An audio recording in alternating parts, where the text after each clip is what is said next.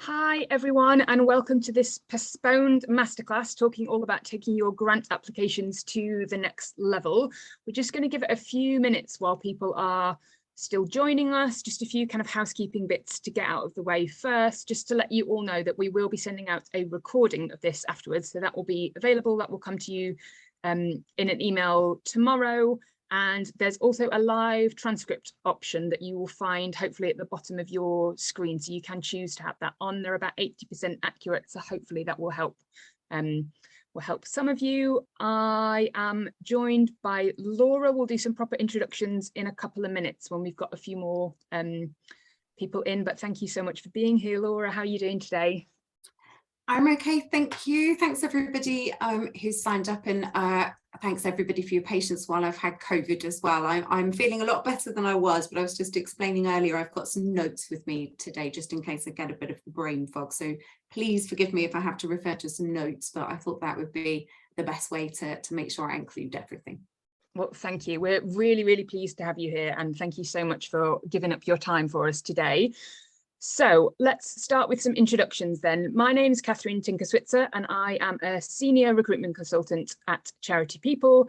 I specialise in recruiting roles in the philanthropy and trust sector, and I'm actually an ex-fundraiser myself. So I spent about 14 years in the charity sector, working in various income streams. I've worked in events, special and sporting. I've worked in community fundraising and also individual giving.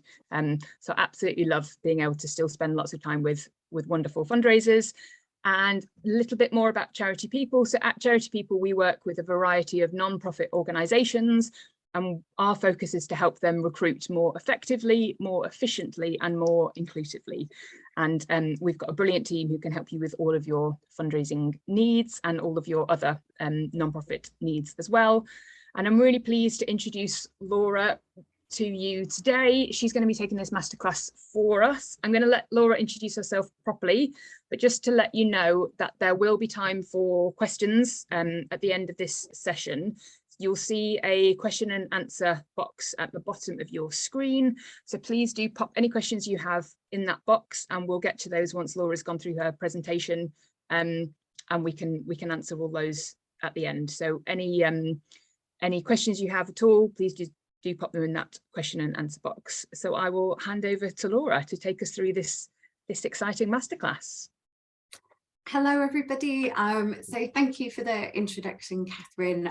So I'm Laura Elson. I'm actually a freelance consultant in the charity sector, and I specialise in both volunteer involvement, so helping organisations to develop volunteering strategies, delivering training in volunteer management, but I also, the other half of my business is very much trust fundraising, and it's tends to be that leading trust fundraising programs as well, although usually on an interim basis. So my career within the charity sector and my journey from grant writing to leading trusts and foundations is a little bit unorthodox, but hopefully lots of the tips that I'll go through today are things that I've picked up through my career about making that step from officer level to manager level, and about specifically how that might work and what you might need to do within trust fundraising. So I'll start off then, if that's okay. So hopefully you're here on this session today because you are already a brilliant bid writer. So you know how to write a really compelling grant proposal or a bid to a range of different funders to really tell the story about your charity and your cause. You're also probably fantastic at keeping those relationships with different funders, stewarding them and making sure that they're up to date on the impact of the project or the charity that they've awarded a grant towards.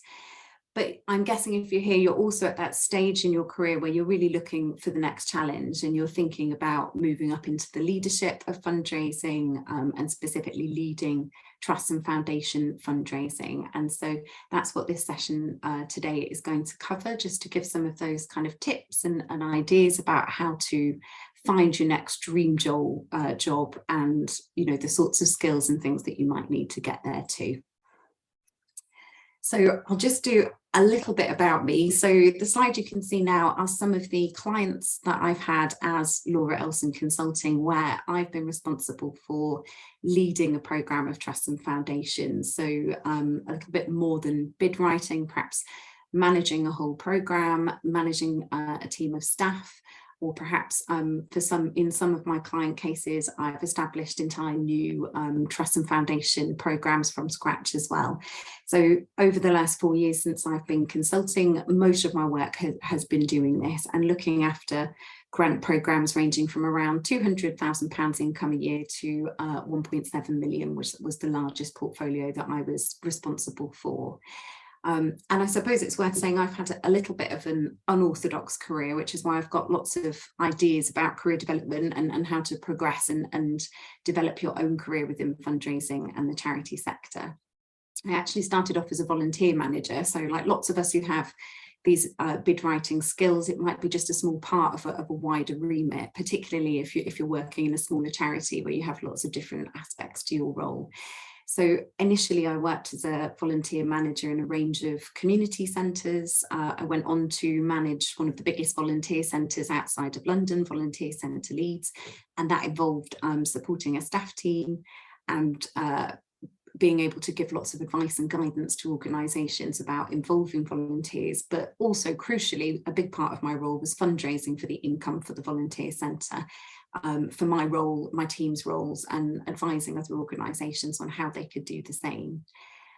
Following that, I progressed in my career a little bit and became a national manager at Parkinson's UK in a volunteer leadership role. And then my last job before I became a consultant was I was head of volunteering at England Netball. And so I've got experience of making that transition within volunteer management, but I realised at that point what I really was, missing and really loved was that trust fundraising aspect of my job. So at that point, what I decided to do was to take a master's degree in fundraising, just to learn a little bit more about the strategy and the management skills that you'd need to manage a trust fundraising programme. And we'll send a link out after for this, but I did that master's at the Centre for Charity Effectiveness, which is part of the University of London. So if that's something that you enjoy and you like academic study, it's a really accessible course that's offered at the weekends. And I found that really instrumental in terms of making that shift and crucially, I think, having the confidence to move into a management or a leadership role.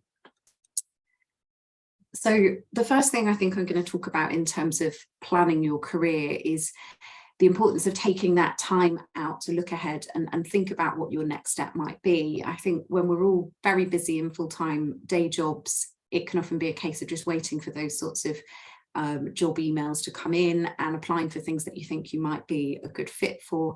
And I would really encourage people who are thinking about that next step to dedicate a little bit of time just to come up with a bit of a strategy for yourself about how you would like to move your career and progress into that leadership role.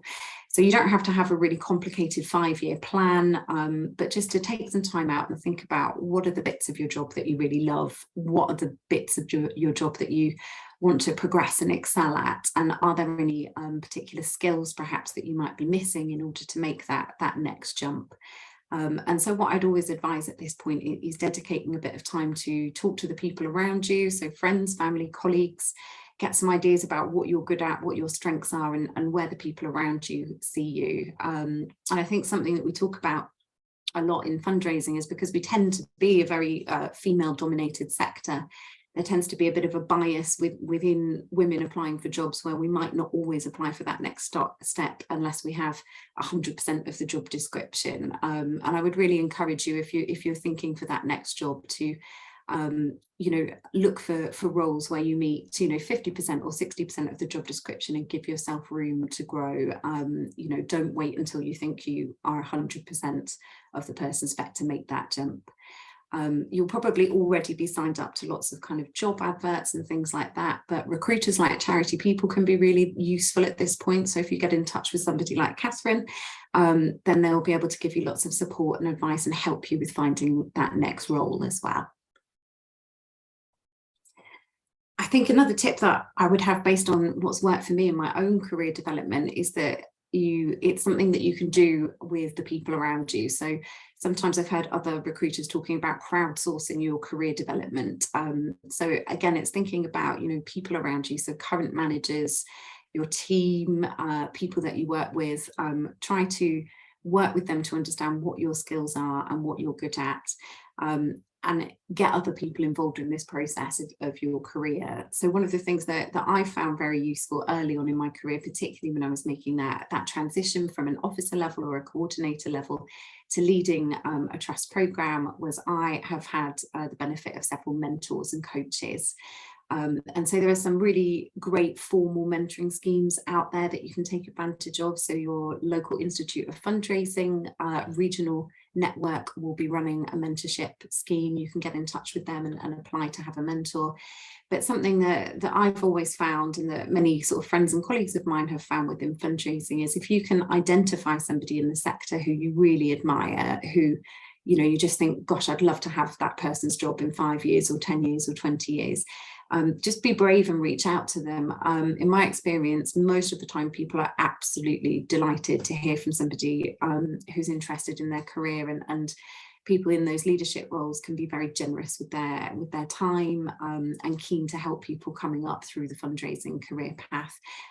You know, so I've done that in the past where I've thought, crikey, you know, this person's really doing good things, so I want to have that sort of job one day. When I've emailed them and reached out, it has ended up in at least a virtual coffee, you know, if not, you know, being able to have some mentoring and coaching from that person. I also think one of the things that can be really, really helpful in terms of making that jump around leadership and management is trusteeship. So if you haven't considered this before, volunteering as a trustee of a charity can really help you to develop some of those strategic and management skills that, you know, we're often in that catch-22 situation, aren't we, when we want to progress to the next level of our career. You often need to have so many years management or strategy or leadership experience, but when you are at a coordinator or officer level, it's hard to gain that experience. So something that helped me early on in my career is I was a serial trustee. So if you think of a cause or an organisation that you admire, or whose work you're interested in, don't wait for them to advertise a trustee role. Again, you know, get in touch, see if you can get on a waiting list. One of the organisations that I'm a trustee of at the moment is a national charity called Getting On Board, and they are the National Trustee Recruitment Charity. So they have a mission to help charities get better at trustee recruitment, but also kind of one of their main missions is to try to make the trusteeship of charities more diverse. So to encourage particularly more women and people from different backgrounds to take on those trustee roles. And I feel like in the trustee roles I had earlier on in my career, I learned so much more than I was even in my kind of day job about how the big picture of a charity works, and the day in, day out leadership of organisations that was really crucial in making that next jump to being a manager. In terms of working with other people as well, something that I'd always recommend is to find a peer group. So there are plenty of fundraising groups that are really excellent on Facebook and LinkedIn. So things like the Trust Fundraising Hub, Fundraising Chats. There's a fundraising freelancers group as well, and your Institute of Fundraising local group will probably have meetups and networks that you can go to. So I'd always talk to other fundraisers who are in the same position as you, and really try to go on that career development journey together. So I'm just going to show you this slide just to drill a little bit more in that jump from officer level to leadership level.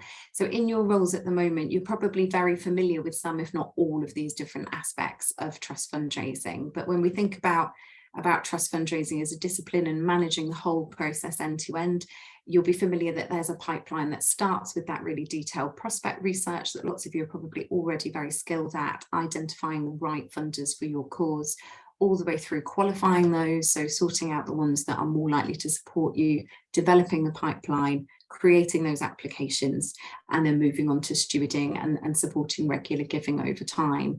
So many of the young fundraisers that I mentor are really expert at the prospect research and the bid writing side on the left hand, and can use this pipeline, this diagram here to think, well, are there any aspects of the whole trust fundraising process that at the moment I need to develop some skills for? And again, that's something you can work with your coach or your line manager, or perhaps even through volunteering to develop some of those skills. But I think for me, the big difference between stepping up from being a bid writer to leading a whole programme is about having that strategic responsibility for the whole process, and being able to manage that and be able to internally influence in the organisation around the process. I think one of the main things that I've learned in making that jump up is something that I hadn't expected in terms of having a role that's managing the entire process, is you spend a lot of your time as a manager of the trust fundraising process explaining how that works internally. So, you know, when you have those conversations with trustees who've identified perhaps a funder that's a little bit left field and might not be a good fit, but they're really keen for you to apply because they know that you're responsible for fundraising, it's being able to have that kind of internal leadership to explain the process and how it works, to be able to influence your board and your senior managers in terms of you know, what sort of opportunities might be possible and what's really exciting about fundraising, but also managing those expectations about which funders you want to work with. So that's been, I think, one of the most interesting bits of learning for me. So I'll just recap on those core skills that I think make that difference, that jump between the bid writing and the kind of officer level up to leading. I think there's leadership, strategy and management. These are all skills that through mentoring, coaching, peer support, perhaps if you're like me and you like study, you know, that might be taking some courses. It doesn't have to be a full master's like I decided to do, although I really would recommend that course. But you could go on some training with the Institute of Fundraising or Fundraising Anywhere, or any of the kind of many good fundraising online training sources that there are, and developing those internal influencing skills. And again, I think for me, when I was looking to develop all of these, I found trusteeship was something that was really helpful for me. It's not a huge amount of time, you know, it's usually between 4 and 5 hours a month, but the learning that you have in volunteering in one of those roles can really help you with your career. And I think it's important to say as well that through my work with getting on board, you know, I know that the charities who come to us looking for trustee appointments are crying out for people with fundraising skills, because most charities are incredibly reliant, not just on their fundraised income, but particularly that grant income, which can often make up the bulk of the income of smaller charities. So you have an absolutely fantastic skill set that's really missing from those boards. And so it should be a real win-win situation. So finally, I'm just going to go through a couple of top tips. Some of these we've talked about, but there's some extras in here as well. So if I was to think of the top tips that I always end up giving to the young fundraisers that I mentor, the one thing that I see people don't really do when they're thinking about that next step is really taking the time out to plan your career and think about that next move. Don't wait to just see that kind of weekly jobs bulletin and try to see if you can fit yourself into any jobs that seem suitable. Have a good think about what sort of job would really be your dream job. A technique that you might have heard about before, but we use an awful lot in employability training, is STAR. So that's the idea of getting practice at answering job applications and interviews by describing a situation where you had to demonstrate that particular skill on the person spec, a task that you delivered as part of it, what the action was, and what the result was. So you're very often asked in interviews and applications to describe a situation where you've done something. So one of the things I get my mentees to do when they're preparing for applications and interviews is to go through the sorts of person specifications that they tend to see online, look for those common skills they know they're going to have to be demonstrated in the interview room, and to come up with almost a bit of a practice script. So lots of examples that you can bring to mind fresh in the interview where you've done exactly the skill that people are asking for. Take advantage of that people power. So whether that's a mentor, a coach, a peer group, an online network, you know, do bring other people on board in terms of your career development. And that might be involving the extra support of a recruiter like Charity People. And again, trusteeship can be something that's really helpful in developing those leadership skills. And thinking about when you get that dream job and you're in the next role where you are leading a trust and foundation program, some top tips that I've had from my own experience and also from interviewing probably hundreds of fundraising managers through my research work in my career is, you know, it's really important as a leader to build in that time for networking, learning and thinking. So always having some time in your diary for speaking to your peers, one of the first things that I do in any new job is reach out to everybody who's got the equivalent role to me in all of the similar charities. So recently I did a year's interim role leading trust fundraising at Walking with the Wounded, who are a really fantastic national veterans charity. And the first thing that I did was make sure that I met everybody who was in my equivalent job within the military and veterans sector. And that support group was really, really crucial in me settling into the role and understanding what might work and what might not. You'll be very familiar with building an external case for support as a fundraiser, so you know what your organisation does, the impact that it makes, the ask that you're going to be making of funders. But also, as you step into that management role, a really key skill is being able to build an internal case for support. So being able to have the information to hand to influence colleagues. So whether that's staff who are responsible for programmes, who you have to work with quite closely to gather the right information for your fundraising asks, to the trustees who might have funding relationships within their networks, to the person who's looking after the database, who's always very important, and having a really robust and strong relationship with finance, I think, is really crucial. And I think those are some of the things that I developed early on in my management career that I hadn't particularly thought about as much when I was bid writing. And as part of that, you'll be advocating for your team. So as you have direct reports or staff or volunteers who work with you under that umbrella of trusts and foundations, making sure that you are, letting your colleagues know what workload people have and protecting their capacity. So I think that's the end of my 15 minutes. So now we should have some questions if anybody has popped any in the chat. Thank you, Laura. That was so brilliant. I feel like I've learned so much. So thank you. I'm sure everyone else has as well. Please do pop your questions in the chat if you have any. I've got a couple that I'd love to ask to get us kick started. But if anyone else has any, please do use that chat function. So my first question is, when you are moving from officer to manager level for trusts, the thing I've noticed is that seems to be a lot more budget responsibility in those job titles. And I was wondering if you had any hints or tips on how people could get that budget experience without being responsible for it in their current role. Yeah, I think that's a really good point. I'm pleased you picked that up because I hadn't covered that in the session. So I think budget management can be one of those things that can seem really daunting before you have to do part of your manager's role. What I would say is, as fundraisers, you actually probably already have those budgeting skills because you're pulling together budgets for projects and for core funding. So you've got a lot of financial kind of budget skills if you're at that point. The difference is about applying them to a departmental budget. And when I was in that position, I found the most useful thing that I found was spending some time every week with the director of finance at the charity. So when I was working at Voluntary Action Leeds, that was the first job that I had where I moved from an officer level to a manager level. And I was able to book in a kind of weekly catch up with our director of finance so that he could really go through with me how the budget was supposed to be managed, what all of the different codes and things meant, because every charity has their own approach to it.